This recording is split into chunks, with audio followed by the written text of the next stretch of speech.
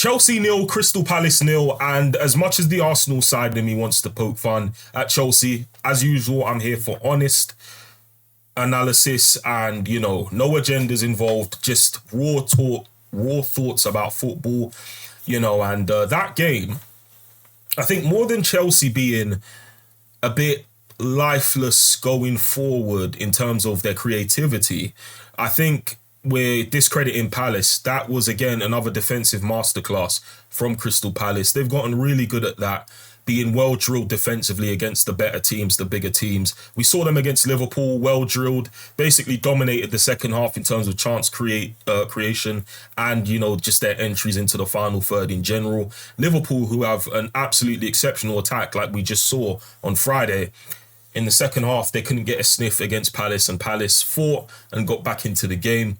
So going into this Chelsea game, I know that a lot of Chelsea fans realised that through that Liverpool game, that the game wasn't exactly going to be a walk in the park or easy like Tottenham and Burnley per se.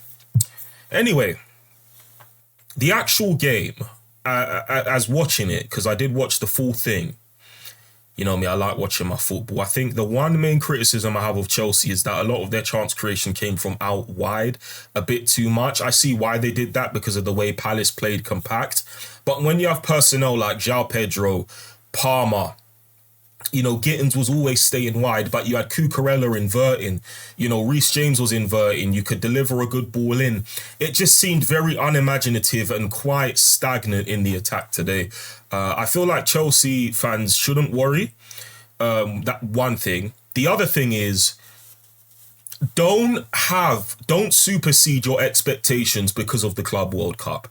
Genuinely look at the team, genuinely assess how you play, and the type of football you play, and if you think it's sustainable enough. Against PSG, I feel like that was an anomaly. The same way Tottenham's performance against PSG was an anomaly. Defensively, Tottenham were great for 85 minutes, but the 2 goals they scored, they're Wonderland goals. They just happen out of nowhere. So I think more than anything, Chelsea need to realise that the attacking personnel they have is good enough to be able to play through the middle and just not constantly horseshoe. They were pulling an Arsenal. They were horseshoeing like we do when we run out of ideas. And I hope we don't do that today in Old Trafford in about 20 minutes. But, one of the positives I'll say is Esteval Willian. He did lose the ball a couple times. When he was presented the chance to score, he took a touch, way too many. But again, that will be ironed out with age and experience and the understanding of the pacing of English football. I feel like in Brazil, you get a lot more touches on the ball there. And, you get a better opening than he did. His close control is absolutely brilliant. That's the first thing I noticed about him. And I think Enzo Maresca, one thing I'll give him credit for is what it seems like he doesn't iron out characteristics about his players, especially his attackers. He doesn't iron out their characteristics. He doesn't try and get something else out of them. So if Esteval can keep that close control, going further on and it doesn't get coached out of him, I feel like we could be seeing a really good winger. Again, rivals are going to run banter. People are going to run agendas because social media is a cesspit. Absolute cesspit of terrible football agendas and dishonesty and disingenuous takes. So for all that is, you'll see that is said about Esteval, Chelsea fans don't bite. And I'm saying that as an Arsenal fan. Daumann will have his up and downs. Nwaneri will have his up and downs. Skelly, they say horrible things about Skelly. Ultimately, you can't let it get to you, man. It's just how football discourse is and how it's become. I actually blame one of your main fans for the reason why football discourse has become so disingenuous. But I'm not even going to get into that. Anyway, I feel like Liam Delap was good. I feel like he could have done a bit better in some instances, but he did show for the ball. He was helping link up play. He was, similar to Richarlison against Burnley and even PSG. Who else did I particularly like on the Chelsea side today? Enzo Fernandez is not it. And Chelsea fans probably feel the same way. I just don't think Enzo Fernandez is it. The price tag is damning. Caicedo is a good player. But let's make something clear. He's not absolutely clear of Declan Rice. We need to stop that convo. The amount of times he got dispossessed today, no. To say they're close Fine. You want to say they're close? Okay, fine. I have no problem with that. If I'm thinking about the next best DM/8 or whatever physical midfielder in the league after Declan Rice last season, Caicedo's going to be the first choice instantly. But to say he's astronomically clear is a take that should only be said by teenagers, man. I rate Caicedo. I think he's a good destroyer. But let's chillax a bit. Let's respect Declan Rice a little bit more, man. I think Cucurella was okay for for certain parts of the game. Yeah, man, Munoz was giving him a bit of trouble.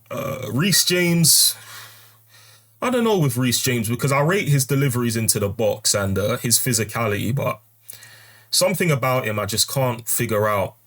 Robert Sanchez will not be Chelsea's long-term goalkeeper. They will also get rid of him too, but some people say Palace's goal should have stood. I'm not too sure about that. But there have been other instances and there will be other instances where we see the exact same play and the goal will be given. It's just PGMOL, VAR and their inconsistencies, man. Nevertheless, going on to Palace, now that I'm done with the Chelsea section. Oh, wait, no, Chelsea. No, we're still here. Gittins, very raw player. Very raw player. I think Chelsea are going to get another left winger that's a bit more ironed out in that position. But for now, Bino Gittins, as expected, is very raw. But getting on to Palace, again, they did their thing. Same routine against Liverpool. And they were good. Yeah, Palace were good, man. They created some really good chances, but they just couldn't finish them in the end. Eze was good. I really liked Eze as usual. Again, his IQ, not just the way he plays, the tempo he plays at, but his IQ, other than one misplaced pass. Absolutely fantastic. Jean-Philippe Mateta, again, I like his striker instinct. I think he has really good instinct as a striker. Good hold-up play. Hits the ball whenever he sees necessary, and he could have gotten a really good goal from a goal kick straight from Dean Henderson. Sarr, again, bit shaky sometimes, but overall solid. Will Hughes, brilliant. Anytime I see him playing, he's putting on at least a 7 out of 10. Mr. Consistent for Palace, in my opinion. Wharton, again, another one. Boy, he's going to cost money. Whoever tries to snatch him up, he is going to be expensive. Munoz, brilliant. Tarek Mitchell, faultless, really. Gahey, good. Lacroix, good. Chris Richards, good as well. Was Gahey even playing? Anyway. Yeah, he was. I'm pretty sure I said the whole Palace lineup. It was a good performance from Palace defensively. Had a few chances getting forward. There probably is an emphasis from Oliver Glasner on them to be a bit more focused and finish the one chance you have as if it's the last chance you have for the game. But other than that, man, good display, good defensive display. Nothing to worry about. And if I'm a Chelsea fan, I'm not feeding into the rivals' agendas. People are going to banter, man. It is what it is, bro.